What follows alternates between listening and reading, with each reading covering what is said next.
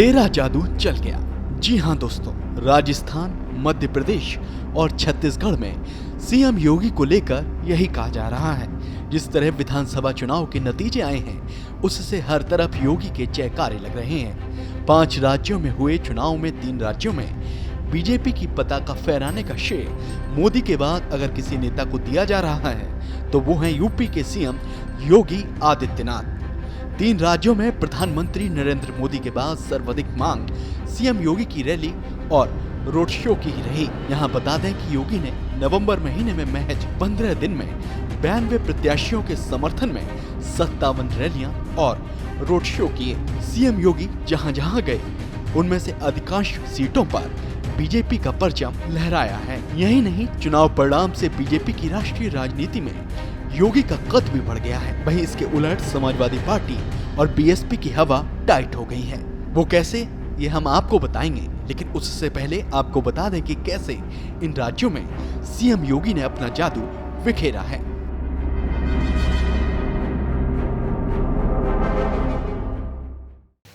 मुझे लगता है कि 24 के चुनाव में जो इंडिया गठबंधन बना है उसमें एक खाली दुविधा नज़र आती है कि जिस ढंग से मध्य प्रदेश के विधानसभा चुनाव में अखिलेश को कांग्रेस ने एक भी सीट नहीं दी और उसको लेके एक माहौल तल्ख हुआ, वो कितना सुलटता है, कितना निपटता है, ये देखने की बात होगी।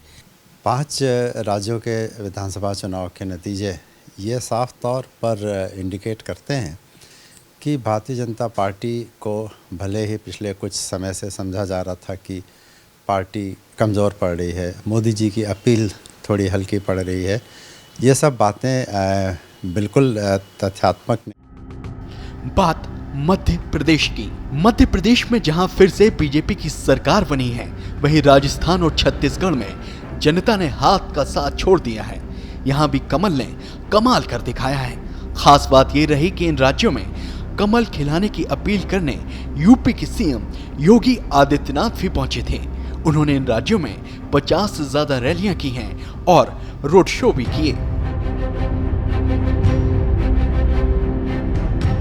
एमपी में यूपी के सीएम योगी आदित्यनाथ ने 4 दिन में 16 रैली की और 29 उम्मीदवारों के समर्थन में कमल खिलाने की जनता से अपील की, जिसका नतीजा ये हुआ कि जब चुनाव के परिणाम आए तो 22 सीटों पर कमल खिल गया।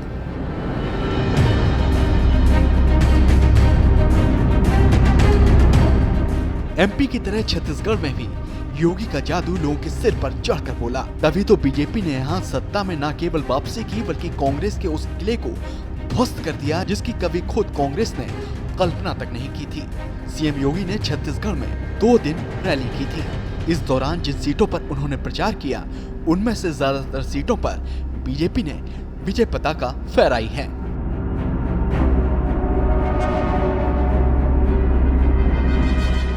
वहीं बात अगर राजस्थान की करें तो यहाँ गहलोत सरकार को सत्ता से हटाना आसान नहीं था, लेकिन सीएम योगी की ललकार ने यहाँ भी बीजेपी का काम आसान कर दिया। यहाँ भी बीजेपी ने कांग्रेस की सरकार को न केवल सत्ता से बेदखल किया है बल्कि बहुमत के साथ सरकार बनाने का रास्ता भी साफ कर दिया है।